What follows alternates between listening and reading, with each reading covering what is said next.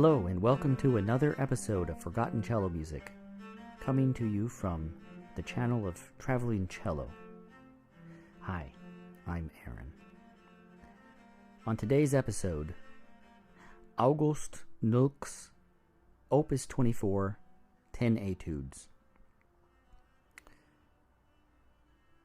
August Nölck is not part of the book that I am currently delving into, where a 1903 German publication from Hamburg solicited short one-page biographical sketches of over 100 cellists living at that time. Unfortunately, he didn't make the cut. However, he wrote a lot of cello music, and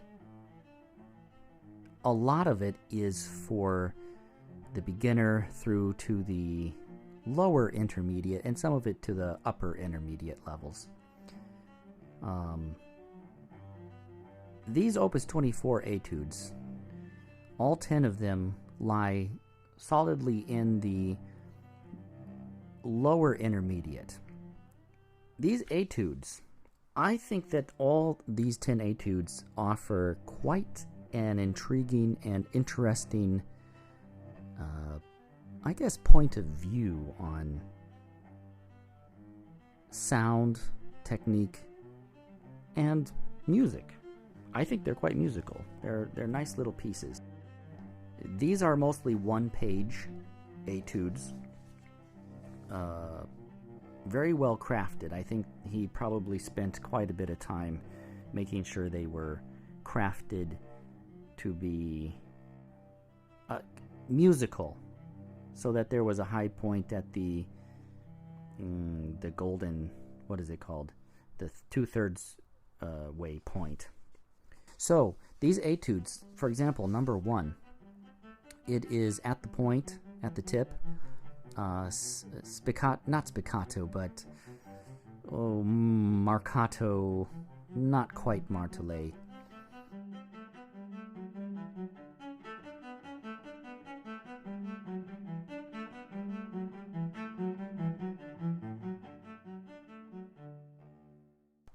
And number 2 is in 6/8, very nice arpeggio ideas. They're not just straight arpeggios, but he stylizes the arpeggios and makes different turns and jumps.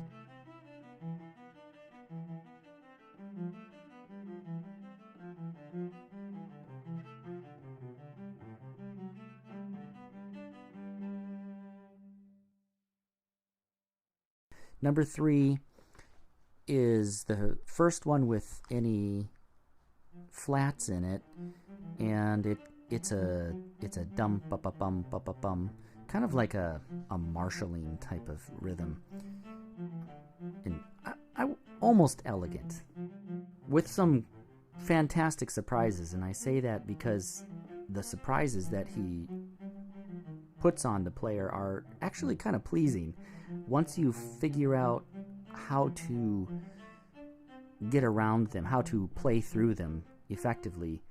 They're quite nice. They're a little bit unusual, but I enjoyed them once I figured them out. And actually, I wasn't upset by them.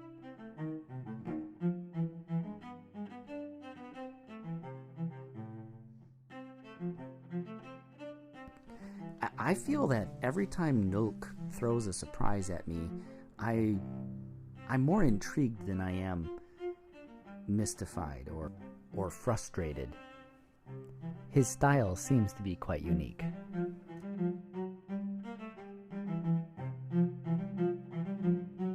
Number 4 is a jumping octave etude, and there's only a couple of places where he goes to the 4th position, and a couple where he's in lower 2nd position. Other than that, it's a fantastic practice in octaves. Really cool stuff. And this one you definitely want a jumping bow like a spiccato.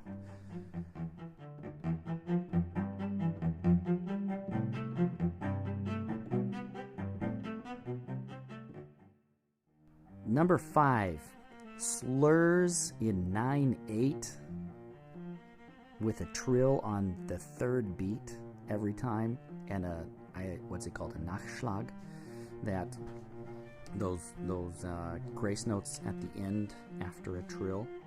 The whole thing, every single measure, 6/8 notes slurred together with 1 dotted quarter trill and the 2 final grace notes.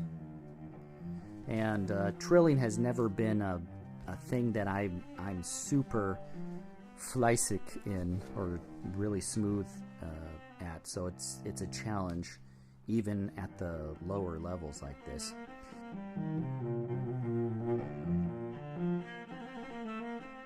Number 6, this is an exciting little piece. This etude is an allegro, and it's in common time, starting on the 4th beat, 16th notes the whole way through.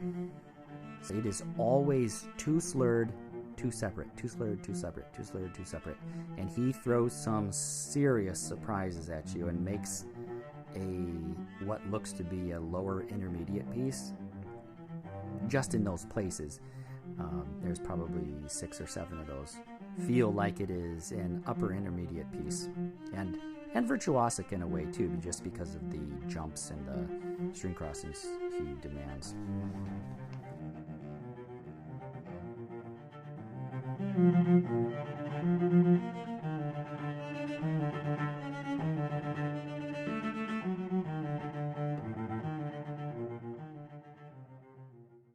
And then comes the only melodic etude.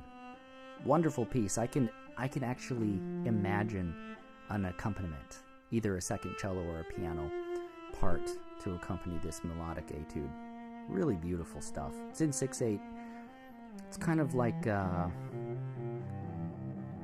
I kind of feel like it's almost a country-ish, a slower country-ish dance. It's in F major. Lots of rising and falling, and he throws in some triplicated 16th notes that just rise up and float away.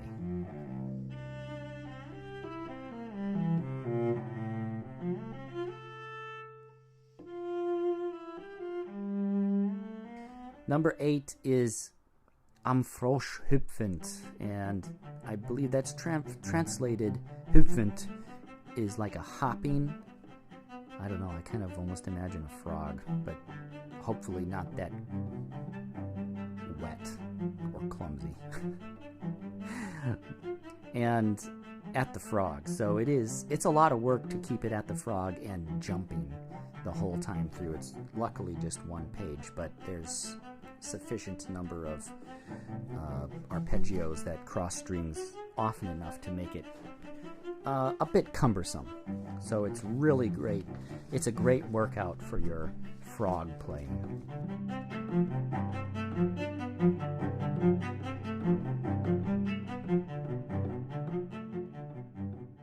Then etude number 9, runs. 2 pages of runs galore. So it's kind of like a really nice practice preparation for, if you're thinking way down the road for the Elgar Cello Concerto 2nd movement, something like that. Or I can imagine a student doing this etude relatively in a similar time frame with that Daniel van Goon's scherzo. Maybe this is a kind of a prep etude for that scherzo.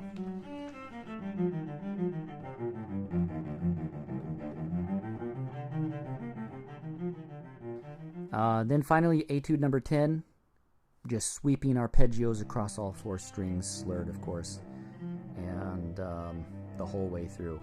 But again, every single piece that offers something intriguing, something interesting, something surprising, and it's worth your time to learn any or all of them. Go to IMSLP, look up August Nölck, So August in English, A-U-G-U-S-T, and Nölck is N-O-L-C-K, and the O has the 2 dots or the umlaut over it. And of course he's a German cellist, composer. Opus 24, 10 etudes. Go out and play more cello music that's been forgotten. It's worth your time. I really do encourage everyone to go play more forgotten cello music. Have a good day. Auf Wiedersehen. See you next time.